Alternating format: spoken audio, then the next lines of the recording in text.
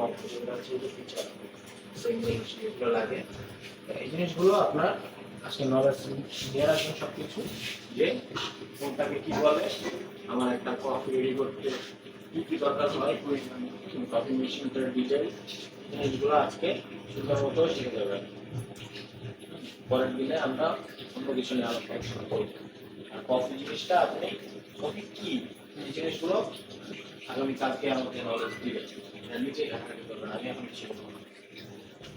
আপনি নিজে জেনে আসবেন কতটুকু কফি জিনিস, কফি কিভাবে আসলো, কফি আগে মানুষ কিভাবে খাইতো, পরে কিভাবে কিভাবে কফি এই মেশিনটা আসলো, কফি কালচারটা কিভাবে তৈরি হলো, এই জিনিসগুলো আপনি একটু ছাড়াই করবেন বাসায়।